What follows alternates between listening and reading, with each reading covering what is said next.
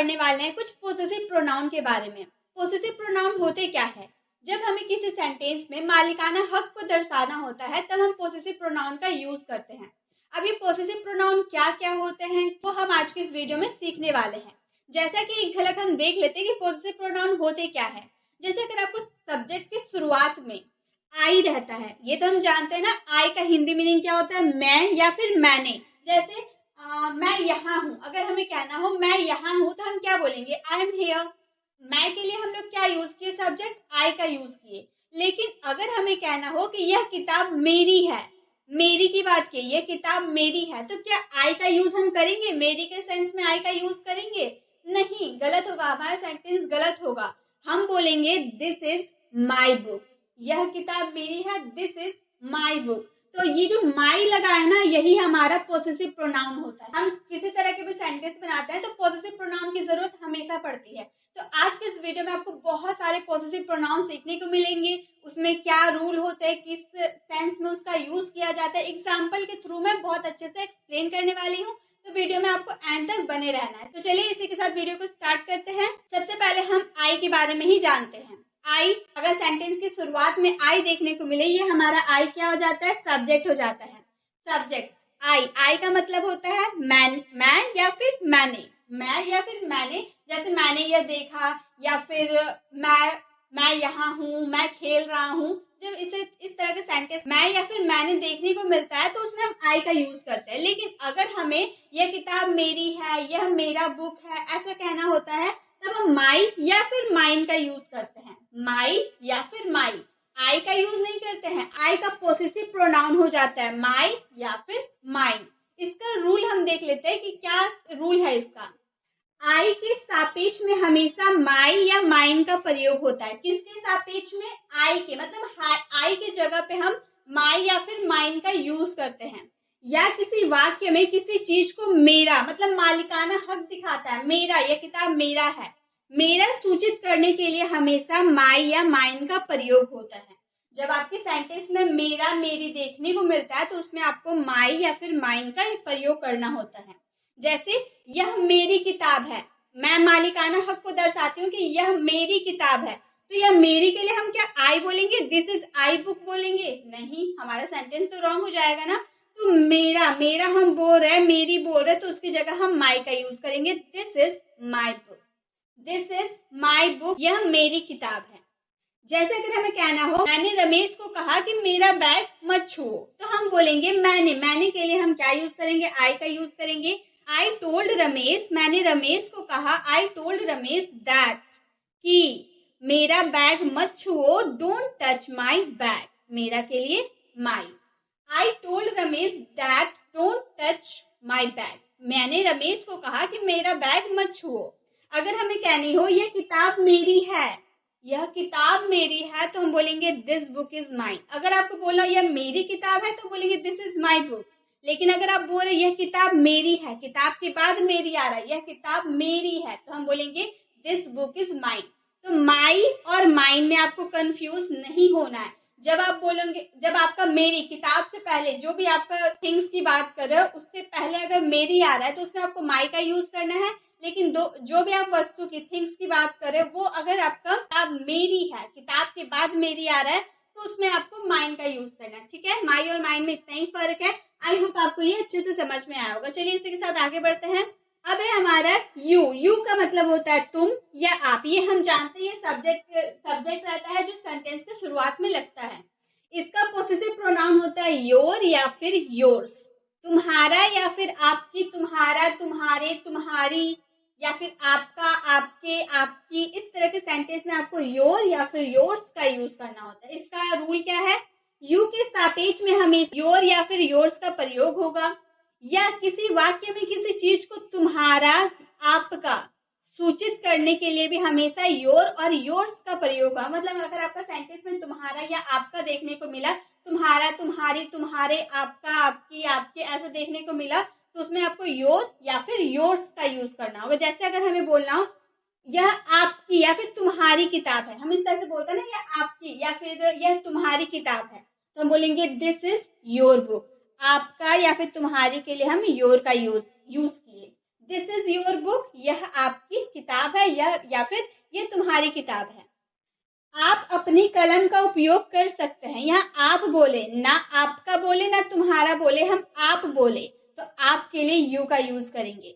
You can use your pen. अपनी के लिए हम योर का यूज कर दिए। You can use your pen, आप अपनी कलम का उपयोग कर सकते हैं। यह बैग तुम्हारा या फिर आपका है। देखिए थिंग्स के बाद आपका, तुम्हारा और आपका आया है ना, यहाँ थिंग्स के पहले आ रहा था, यहाँ थिंग्स के बाद आ रहा है, तो इसमें हम योर्स का यूज करेंगे। This bag is yours, this bag is yours, यह बैग तुम्हारा या फिर यह बैग आपका है। ठीक है, तो योर और योर्स में आपको इतना ध्यान रखना होगा, जैसे माई और माइन था उसी तरह से योर और योर्स भी है। ठीक है, नेक्स्ट है हमारा वी। वी का मतलब होता है हम या फिर हम लोग, ये तो हम जानते हैं, सब्जेक्ट के तौर पे हम इसका यूज करते हैं। इसका पोसेसिव प्रोनाउन हो जाता है आवर या फिर आवर्स, आवर या फिर आवर्स, हमारा या फिर हमारी। इसका रूल है वी के सापेक्ष में हमेशा आवर या आवर्स का प्रयोग होगा, या किसी वाक्य में किसी चीज को हमारा, हमारा मालिकाना हक, हमारा सूचित करने के लिए भी आवर या आवर्स का प्रयोग होगा। जैसे यह घर हमारा है, यह घर हमारा है, घर के बाद हमारा आया है। ठीक है, ध्यान दीजिए, घर के बाद हमारा है। यह घर हमारा है, हमारा सूचित करने के लिए हम क्या बोलेंगे, दिस हाउस इज आवर्स। यहाँ पे घर के बाद हमारा है इसलिए आवर्स का यूज किए। दिस हाउस इज आवर्स, यह घर हमारा है।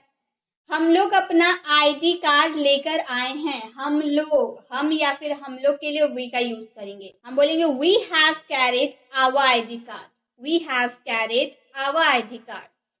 यह हमारी कार है, हमारी सूचित करने के लिए हम क्या यूज करेंगे, देखिए इसके पहले हमारी आया है तो बोलेंगे this is our car, this is our car, यह हमारी कार है। तो आवर्स और आवर्स आपको समझ में आ गया। अब है दे। दे यानी कि वे या फिर वे लोग, दे यानी कि वे या फिर वे लोग, इसका पॉसेसिव प्रोनाउन हो जाता है देयर या फिर देयर्स, देयर या फिर देयर्स। उनका या फिर उनकी सूचित करने के लिए हम देयर या देयर्स का यूज करेंगे। किसी वाक्य में किसी चीज को उनका, उनका, किसी वाक्य में किसी चीज को उनका, उनकी, उनके सूचित करने के लिए हमेशा देयर या देयर्स का प्रयोग होगा।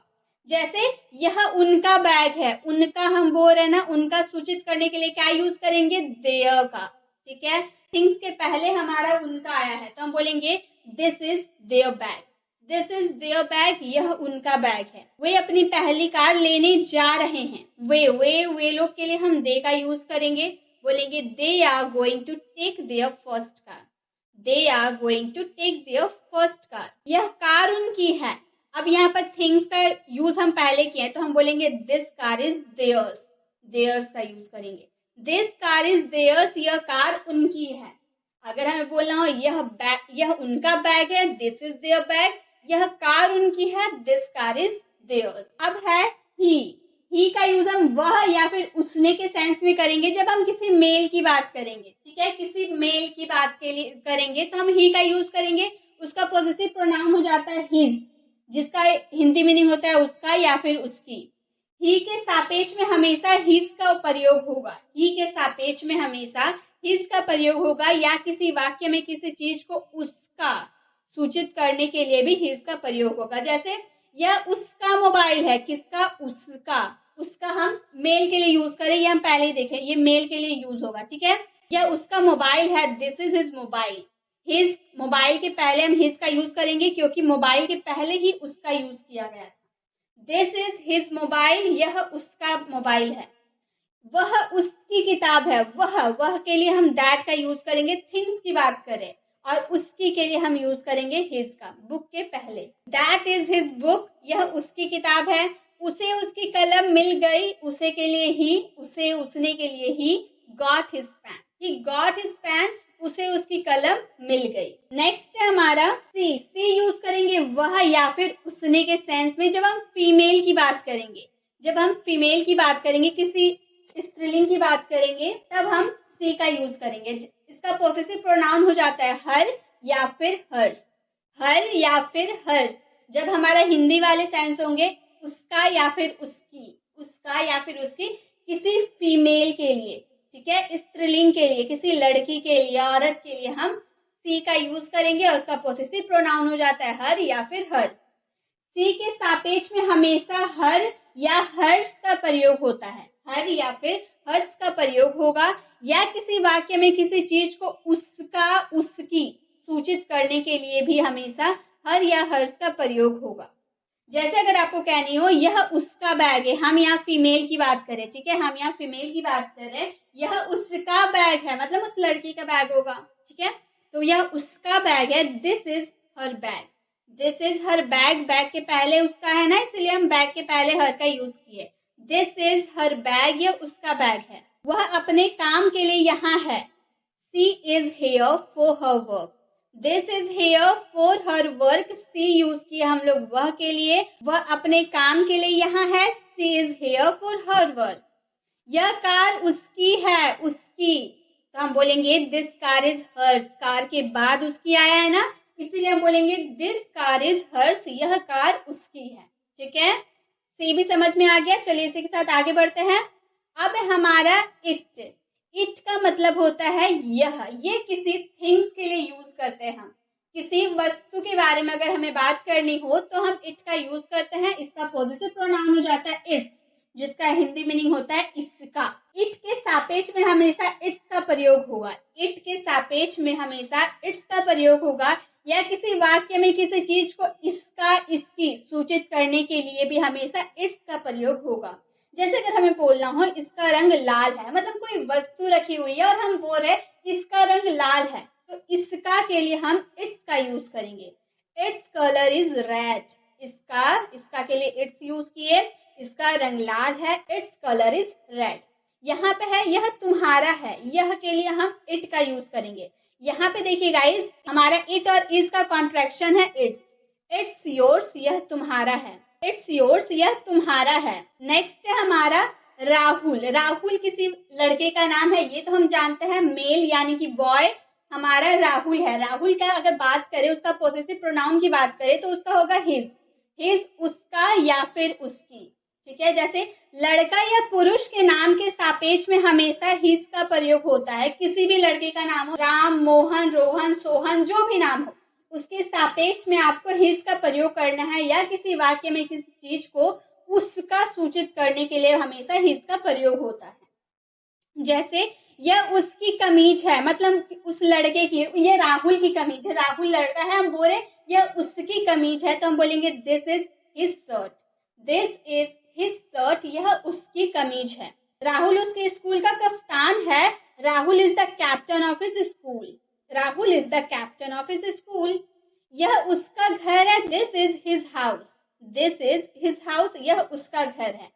तो राहुल के लिए हम ये यूज कर दिए, राहुल के सेंस में हम पॉजिटिव प्रोनाउन हिज का यूज करेंगे। चलिए राहुल का नाम तो हम देख लिए, अब किसी गर्ल की नाम को देखते हैं। अगर हमारा लड़की रही, रानी रही, फीमेल या फिर गर्ल, उसके सेंस में आपको हर या फिर हर्ष का यूज करना है, उसका या फिर उसकी के सेंस में। रूल हमारा यह है कि लड़की या फिर महिला के नाम के सापेक्ष में हमेशा हर या फिर हर्ष का प्रयोग होगा, या किसी वाक्य में किसी चीज को उसका उसकी सूचित करने के लिए हमेशा हर या हर्ष का प्रयोग होगा।